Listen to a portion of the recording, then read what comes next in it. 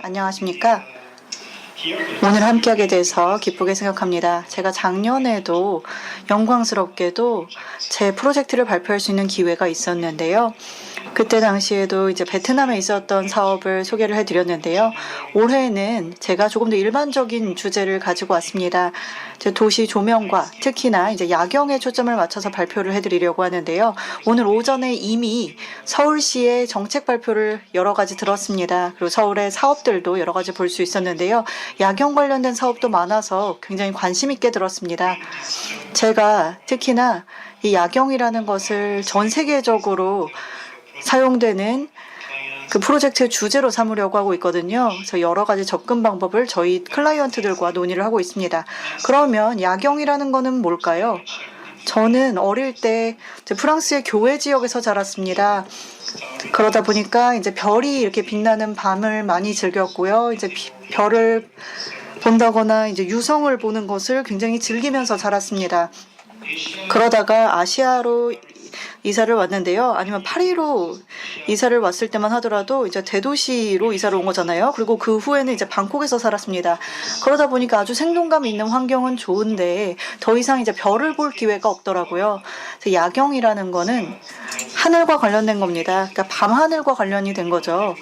그래서 제 꿈이 있다면 우리가 이렇게 대도시에서도 별을 볼 수 있는 날이 오면 좋겠다라는 꿈을 항상 꾸고 있습니다.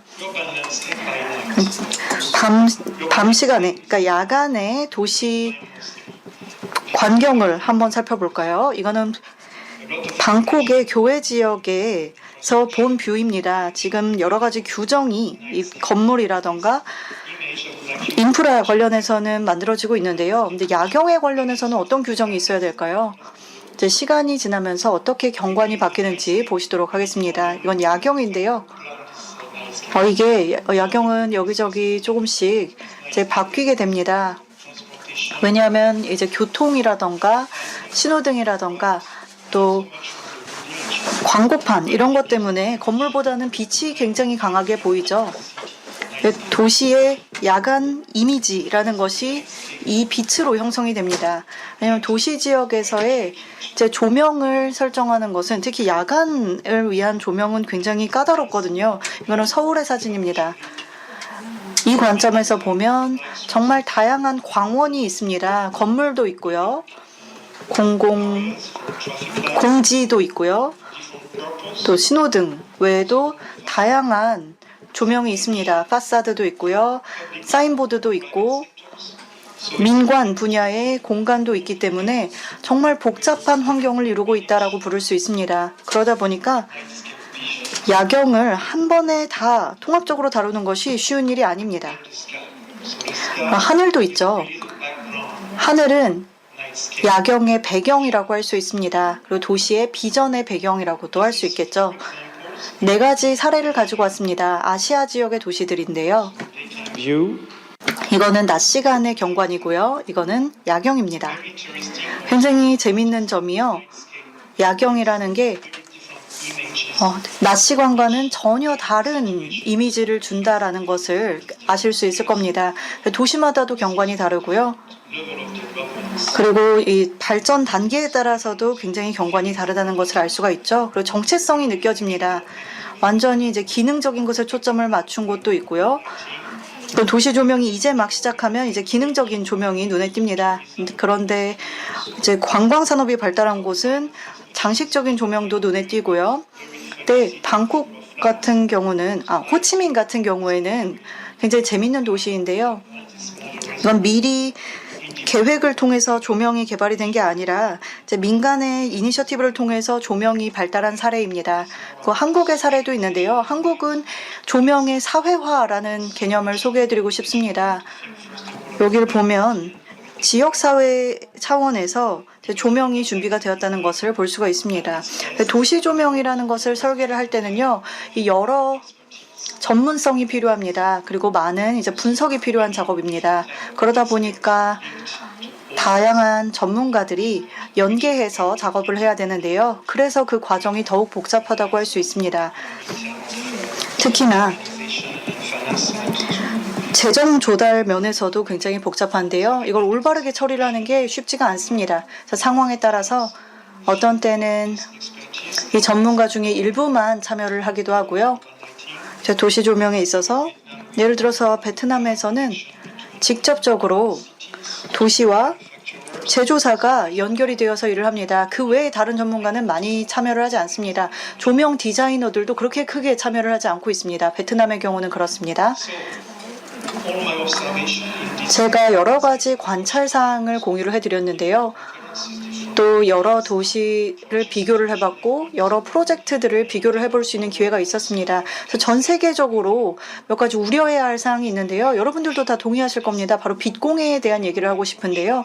빛공해는 지금 모든 곳에서 관심을 가지고 있습니다. 도시의 규모와 상관없이 디자이너와 제조사가 모두 고민을 하고 있는데요. 빛공해라는 것은 한 단어이지만 여러 가지 분야에 영향을 미칩니다. 사람의 건강과 환경, 또 밤하늘의 경관에도 영향을 미치기 때문에요. 그 영향이 서로 더 긴밀하게 연결이 되어 있다는 것을 이 슬라이드를 통해서 볼 수가 있습니다. 조명이 왜 가장 제거하기 쉬운 오염원인지 얘기를 한번 해보겠습니다. 화학물질이라던가 가스보다는 그냥 불을 끄기만 하면 되기 때문에 훨씬 제거하기 쉬운 오염원이라고 할 수 있죠. 하지만 이걸 왜 할 수가 없을까요? 도시 조명에는 그 외에도 여러 가지 문제가 엮여있기 때문입니다. 첫 번째는 안전성입니다. 안전성이라는 것 때문에 도시 조명이 생겨났다고 해도 과언이 아니죠. 사람들이 안전하게 느끼기 위해서는 조명이 필요합니다. 또 사람들이 돌아다닐 때 편안하게 느낄 수 있어야 되기 때문입니다. 그리고 사회적인 측면도 있는데요. 도시 개발에 있어서 사람들이 한 곳에 모일 수 있도록 하고 또 사회적으로 연결될 수 있도록 하는 데는 조명이 필수적입니다. 세 번째는 경제적인 측면입니다. 조명이라는 것은 당연히 매력적이죠. 그리고 사람들이 어떤 구역으로 모일 수 있도록 하는 것도 조명입니다. 상업활동에서도 마찬가지고요. 관광산업에서도 마찬가지입니다. 그래서 경제적으로 단순하게 불을 다 꺼버리면 경제적으로 불이익이 따라올 수밖에 없습니다. 그래서 투자 차원에서 조명을 다 쓰지 않으면 불리한 면이 생길 수밖에 없습니다. 그러면 이런 우려사항에 전 세계적으로 어떻게 대응을 할 수가 있을까요? 여러 가지 측면으로 살펴볼 수가 있습니다. 지속가능성과 보건 차원에서 볼 수가 있는데요. 미디어에서 보면 지역 차원의 이니셔티브를 소개를 하고 있습니다. 전 세계의 다양한 도시들이 빛공해 문제를 해결하기 위한 노력을 하고 있는데요. 에너지 정함을 위한 노력도 하고 있습니다. 여기 보면 루시도 참여를 하고 있는 다크스카이 협회라는 것도 있고요. 여기서는 벌써 30년째 활동을 하고 있습니다. 또 규제를 만들기도 합니다. 또 라벨을 만들어서 국가들마다 차이가 있긴 하지만 여러 가지 규제 차원에서도 많은 진척 사항이 있는 상황입니다. 기술적인 대응도 있는데요. 현재 새로운 제품들이 많이 나왔습니다. 인간 중심의 제품이 많이 나와서요. 여기 보면은 서카디안 리듬을 반영한 전구도 나와 있고요. 또 도시별로 가로등에서도 이런 전구를 적용을 한 걸 많이 봤는데요. 또 제조사에서도 기술을 활용을 해서 그 밤하늘에 더 친화적인 조명을 만들기 위해서 노력을 하고 있습니다. 또 에너지 제어 부분에서도 많은 고민을 하고 있는 것으로 알고 있는데요.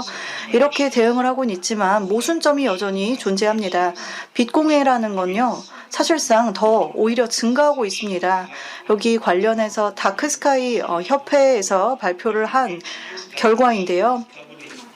8년에 2배씩 증가하고 있다고 합니다. 첫 번째 모순점이 이거고요. 두 번째는요.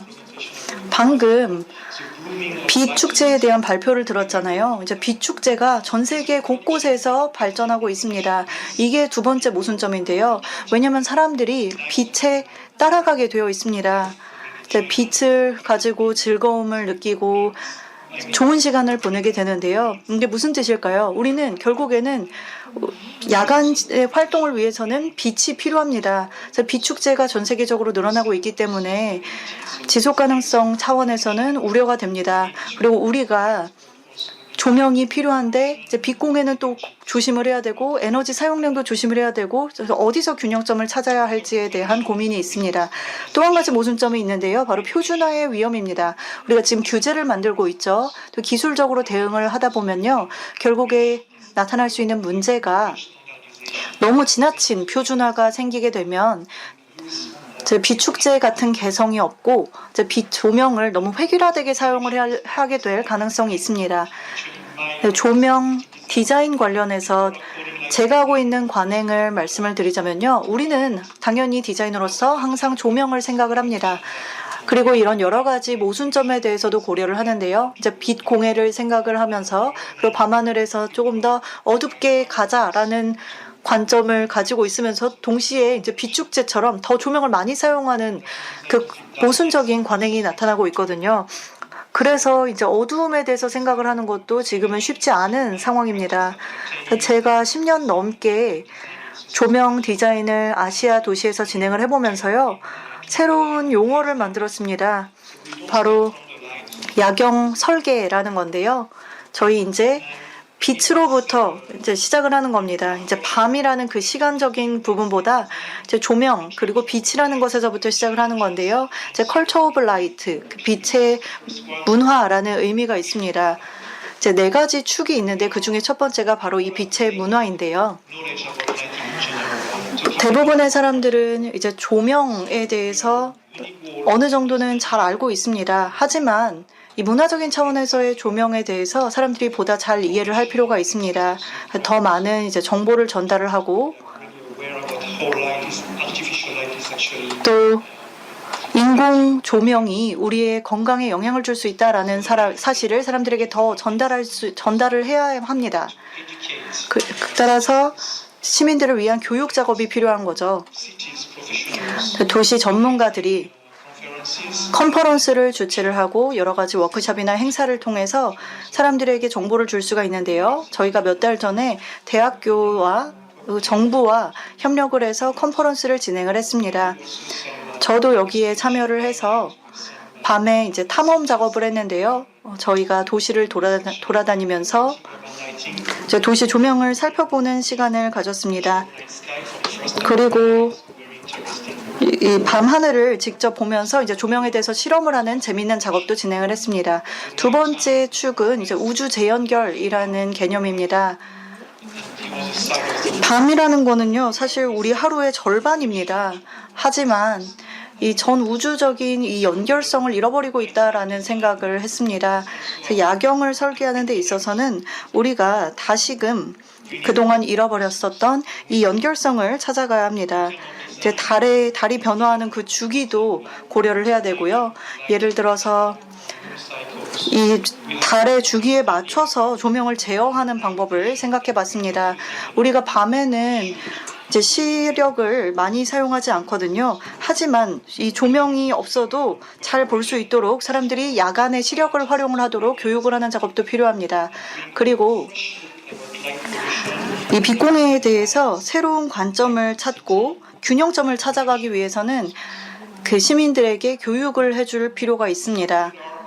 세 번째는 융합예술과 공학입니다.